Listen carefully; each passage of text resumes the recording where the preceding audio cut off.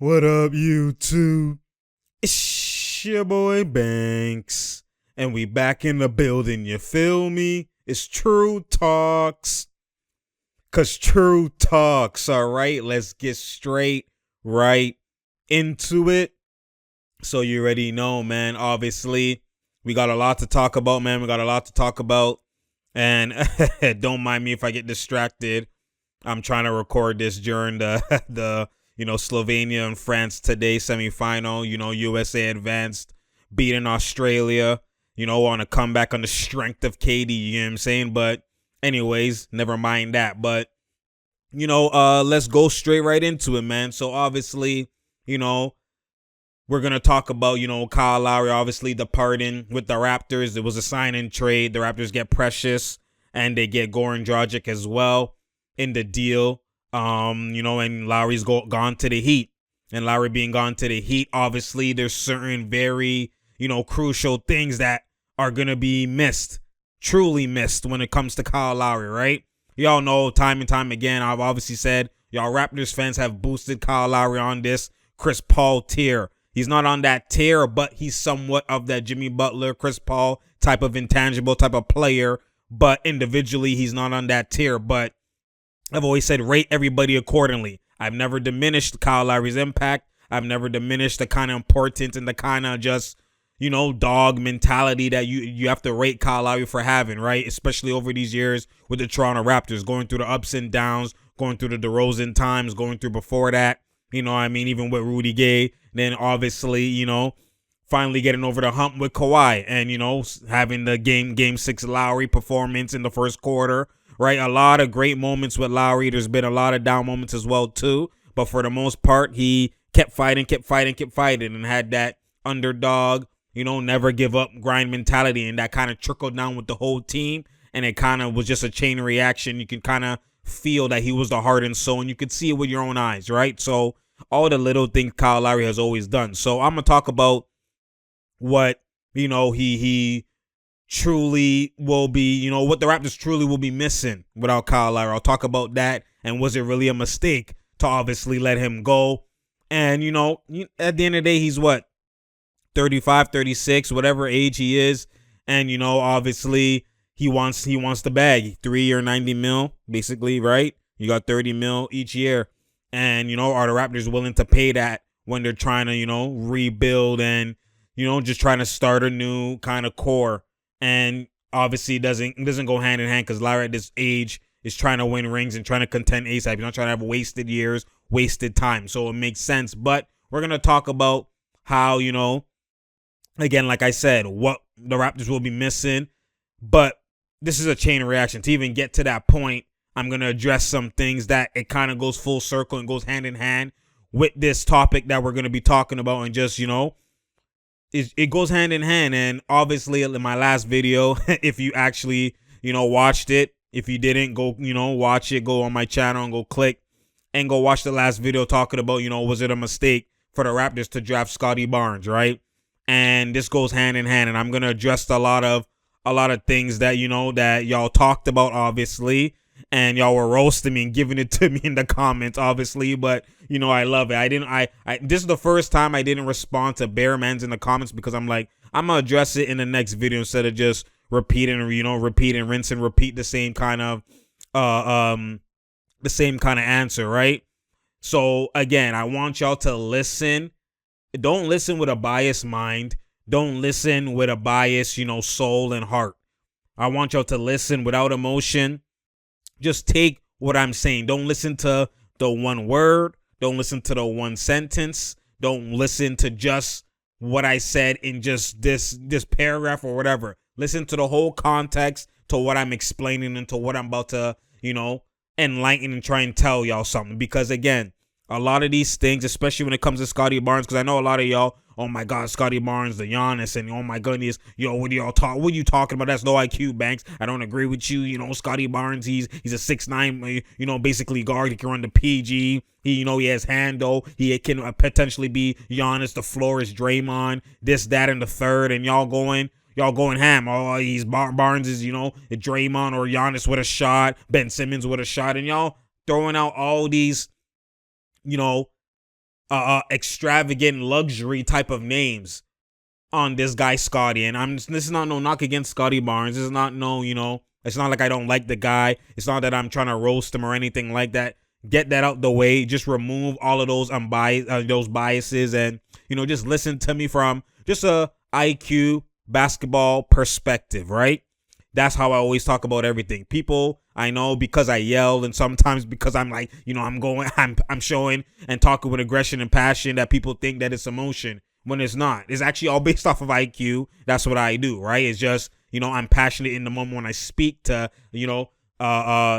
basically tell you guys what I'm talking about. But, y'all get it misconstrued. This is not emotion. This is just from an IQ perspective. I did my research in terms of watching the footage, the eye test, and all that type of stuff. That's what it comes down to.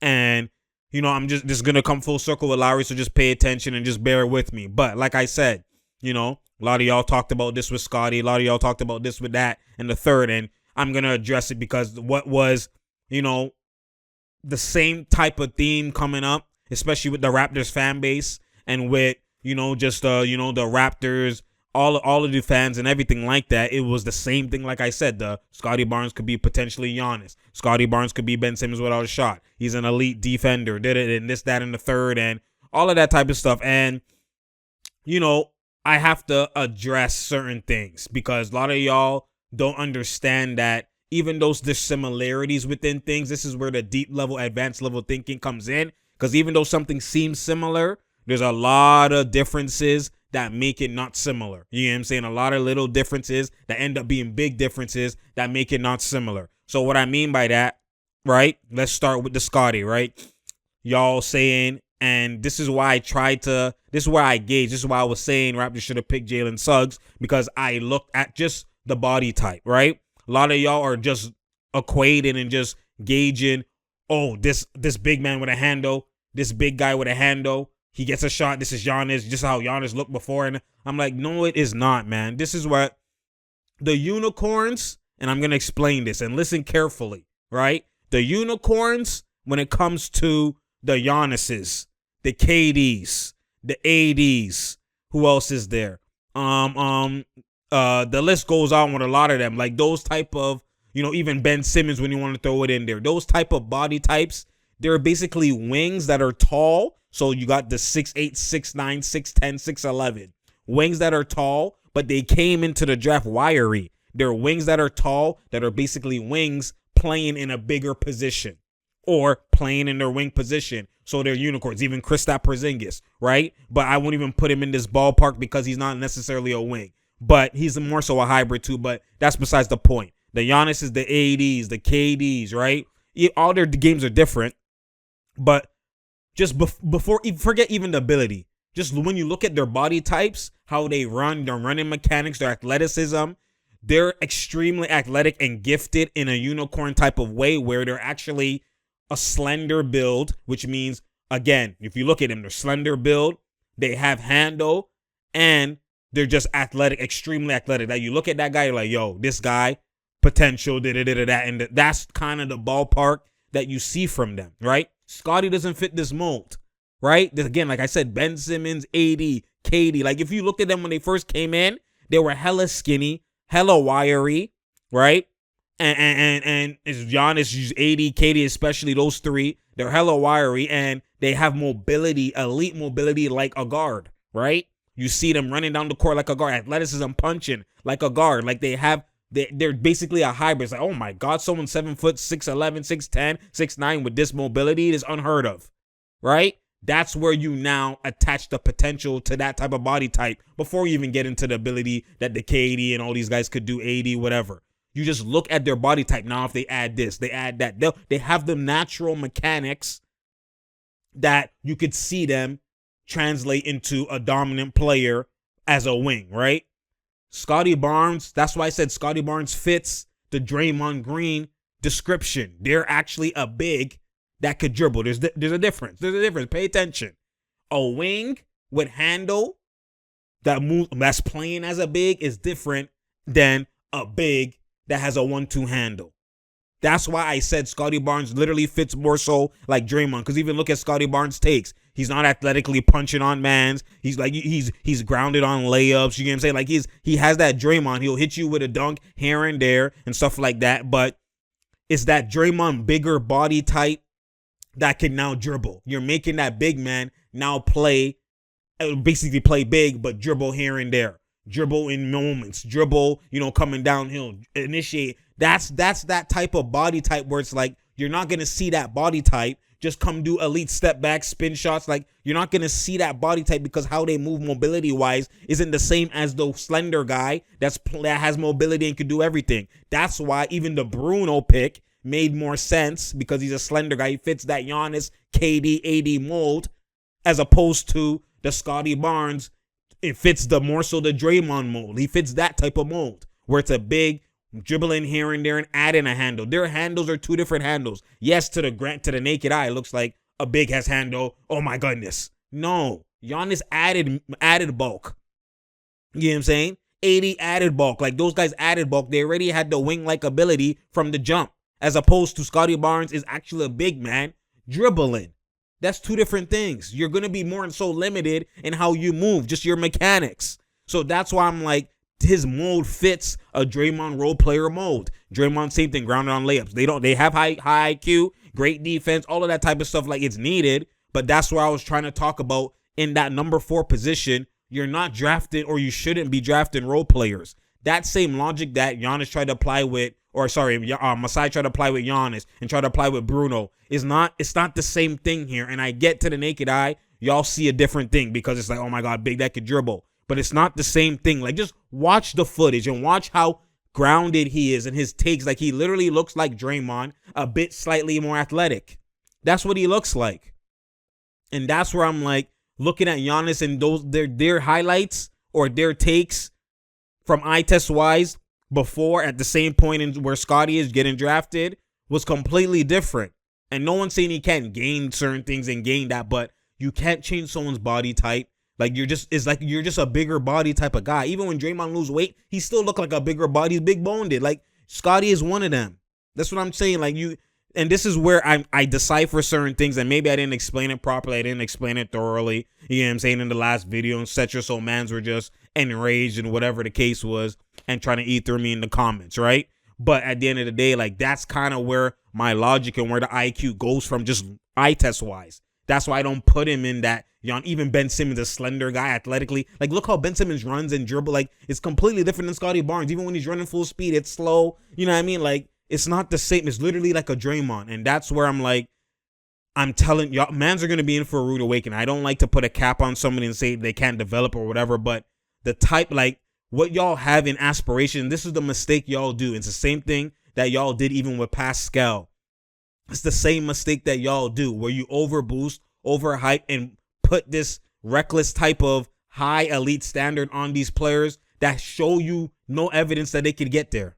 They have shown, and it's unwarranted. And then now you have this make believe, and then now you're disappointed. And then like Pascal, 2 years, you want to trade him already when y'all said he's the franchise take. Oh, he's only gonna get better. And then now look, and that's what I try to tell y'all. Like, you know what I mean? And that's where I just wanted to reiterate myself and obviously kind of just give IQ. That's what I do. But at the end of the day, that's just the logic where I'm coming from. Again, doesn't mean Scottie Barnes can't be a solid player and he's not going to be this, that, and the third. But, like to the point of where I'm seeing Jalen Suggs, just the ability, especially this is full circle when you have a Lowry missing, which I knew they weren't going to sign Lowry. Like, come on now. Mans were trying to trade him in trade deadline. There's no way you're going to re-sign him.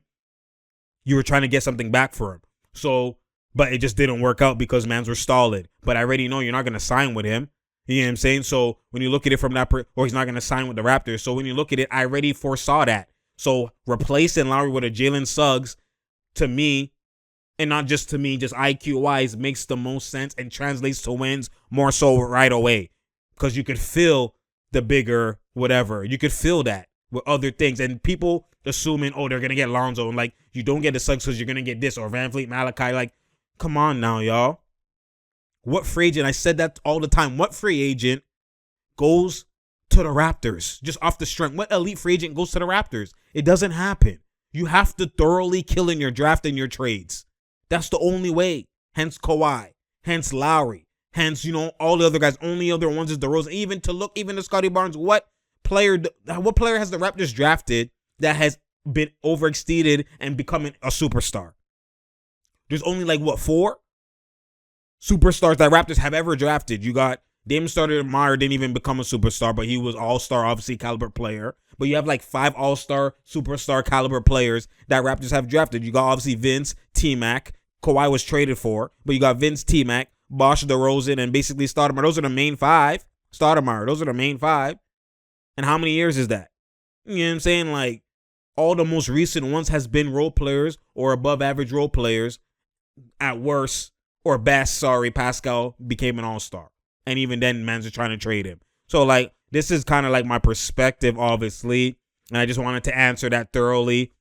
Not to take away from Scottie. But at the end of the day, you seen his Toronto man slingo. He's a guy, obviously. You know what I'm saying? You like the guy. You like his personality. It's 2 OGs on the court, right? But defensively, he's going to be elite. No one's saying he's not going to be solid. He's not going to be useful. Not going to have impact. But again, it's where you're drafted, number 4, and what you could have had and what you've given up for that number 4 is where you'll see down the line where it's okay, what were they really doing? And it could go in the other way direction, but to me, I just think it's slim. I don't see it.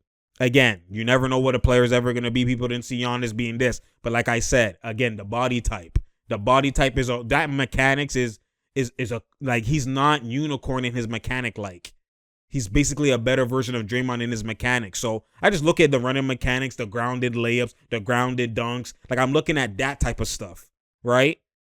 You're only going to get older. You're only going to get less athletic. So when I'm looking at that, Giannis, 80, all those guys were hella athletic out the gate, punching, had it almost at the rim. I'm looking at that. So, I hope I explained it thoroughly, but that's my perspective. And this comes full circle because now that point guard, dynamic, intangible, high IQ, poised type of point guard that you got from Lowry, that play that you got from Lowry, you're now losing that. And you could have replaced that in some type of fashion from Suggs because we've seen that he's poised and he has IQ and he does the right things and makes the right steal, makes the right block, gets the right pass. He does all those little things that Lowry was doing. And that was a key component in the Raptors' success. The Raptors actually haven't had success without that Lowry component. Right? So now you remove that, you're going to really see how much Lowry's really going to be missed when now you didn't replace that with a Suggs. And that's why, to me, again, like I said, it was full circle because I knew Lowry was leaving. And that dynamic, that type of, ability, poise, IQ, intangibles is really, it really means a lot, especially in the tough East and in playoff seeding and regular season. That kind of means a lot. It means a lot. So when you look at it again, look at Raptors, no big. They're not signing guys. You're not seeing guys just come left and right to the Raptors. I already always told y'all it wasn't going to be like that, especially when you're now a bottom 4 seed. Like I said, you're going to get a good pick in the draft, but that whole Kawhi free agency, that whole get the DeRozan, get all these elite guys to come. Look at the Knicks. They had that's why I said the Nets did it perfectly. You overachieve or play great, and then that offseason you sign big. So Raptors signing someone would have been their best time to sign someone would have been when they got exited out the second round in the bubble, in game 7. Then now you sign someone. That's similar to the Nets trajectory. First round exit, second round, you're building. Then now you just need 1-2 missing pieces, star power, and boom, you elevate. But the Raptors went all of a sudden, the way they played their free agency, I remember I said it was going to be a chain reaction. They played it Fugazi. You got the Aaron Baines, the Alex Len. You know what I'm saying? You lost Gasol, you lost Ibaka. And then what happened? No big. Now you're in a top 4 pick situation. Didn't even make the play-in. You know what I'm saying? So that I always said that was gonna be this is gonna be a chain reaction. It was gonna be a mishap. And then now look who's coming to the Raptors. Who? You know what I'm saying? That's why that Lowry, that's why I said Suggs was gonna be so important and so vital, especially knowing that you're losing Lowry. So honestly, I do believe that, Lowry will have a great impact with the Heat, obviously. You got a great lineup over there. You got Lowry, Bam. You got PJ Tucker even went there. Another high IQ intangible player. You got, Victor Oladipo still there. He might even come off the bench. You still got Bam. You got Duncan Robinson. You still got Hero. They solid. You know what I'm saying? So it's Obviously they're definitely elevated themselves, the Heat. And, the Raptors, I don't know how much elevation you get. Again, they're trying to trade Pascal. What are you going to get?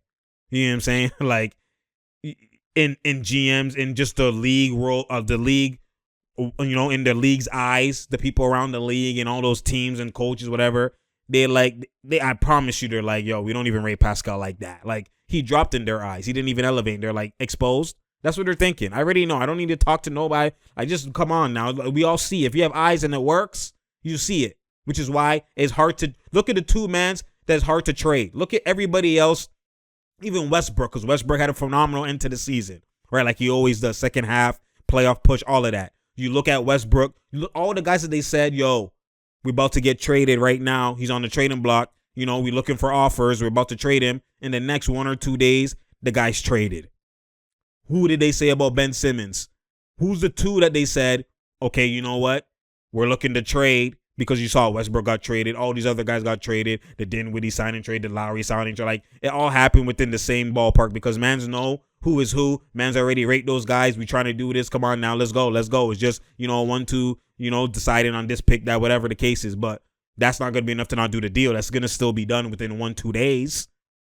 But then look at the two mans that they threw on the trading block and they said, yo, we were listening to offers. We trying to trade these guys. And they didn't get traded and it's still looming and we still waiting. Who are the two guys? Pascal and Ben Simmons. What does that tell you? Because obviously it's going to be one-sided. The Raptors and Pascal, the Sixers and Ben Simmons are going to want way more than what people are willing to offer. That's obviously what's going to happen because why? The play that you saw, the eye test that you saw looked fugazi. So it's like, I'm not giving all that up. Forget you. And then what happens? The more you do that, the more now the league talk, all of them, the GMs talk, yo. And then now you're going to get short-ended, and now you're eventually not going to end up trading him. Or if you trade him, it's going to be for hella pinch, and it better be picks. You know what I'm saying? That's what you're seeing transpire. There's a reason for this. So it's like, you know what I'm saying? Like, who are the Raptors really going to get? Raptors roster, obviously it's like, come on. Like, is it really any different than last year? Is it really any different? What big are they going to get? And this is what I'm talking about, man. And like, I know people like they try to, Banks, what are you talking, internet? And y'all have, anything that the Raptors do, anything that y'all think it's law, y'all, obviously because it's Raptors fan base. And I know Raptors fan base, Raptors fans, elite fans, y'all, are loyal to the end of time, which is a great thing. But y'all lie to yourselves. Y'all will believe anything and tell yourselves anything just to have hope and just to, it's great being, optimistic. It's great having positive energy and thinking on the positive side of things. But at the end of the day, like, y'all be blinding yourselves. Y'all be lying to yourselves. And you've seen this with the Pascal. You've seen this continuously. Even this whole OG could be the next Kawhi. Like, y'all believe, like, y'all go to this extreme extent of, like, overboosting. And it's like, then you're in for a rude awakening. And it happens all the time. And that's why I'm trying to let y'all know. Don't do that shit with Scotty. That's a disservice to Scotty. And that's just a disservice to the Raptors because I'm telling y'all thinking he's the Ben Simmons with a shot or the Giannis. And like, I'm telling y'all, man, like y'all mans are in for a rude awakening. It's not, I'm telling you, he's Draymond 2.0 or 1.5 or the same Draymond. That's what he is. And it's not a scrub. It's useful. It's impactful. But that's what he is. That's what he is. Let's be honest. That's what he is. I'm telling you, man. Y'all will see. It's just, you just got to know who is who. You got to have the IQ. That's what I do. And it's not like like I said, it's not like I'm diminishing the man or anything like that. I'm just rating mans accordingly. That's all I do. Rate mans accordingly. And they have to, you rather rate the mans accordingly and then they prove differently than you rate mans way higher than they are. And then even if they get a little bit better, now they look fugazi in your eyes because you had them on this high tier. You might overpay them. You might do and then you're just creating a hole. You're just creating a hole. And obviously that's not what elite looks like. So, we'll see. Obviously, again, Lowry's going to be truly missed. People think he's the greatest Raptor of all time. I don't, but I understand where people are coming from. Again, my reasons and my versions and my scale of that type of label is completely different. You have to have at least some type of elite ability. You know what I mean? You can't just be an intangible, type of guy and, solid and, above average, lower tier Chris Paul. You can't be that guy to be the greatest Raptor of all time. That just, when you had the Vince Carters, you had the T-Mac. T-Mac obviously was in his prime. You had Kawhi, like, you know what I mean? DeRozan, like, but at the end of the day, like, Lowry is definitely, probably the most favorite Raptor of all time in my eyes. But again, his stats and all that, the people have their different reasons for saying that. But again, I'm not going to be mad at you, But at the end of the day, like, again, my scale is different. And, Lowry's just important to the Raptors. Stayed here for a hella long time.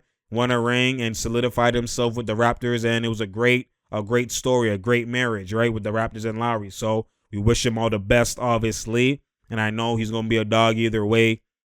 And he's going to do good. So, like, Lowry is the ultimate hard-working story. When you see from where he was, starting the league and, behind Mike Conley and all that type of stuff. And then behind, Rafe Ralston and all that type of, like, and into the Raptors and then becoming a 6-time All-Star, 5-time, whatever it is. And just, the money he's made and just a complete switch and complete change. And you always got to rate him. And you got to rate someone who hustles, grinds like that. And it's beautiful to see, man. So, obviously, shout outs to Lowry, obviously. And, I wish him the best at the end of the day. So, I appreciate y'all. You already know. So, let's go on to the next, man.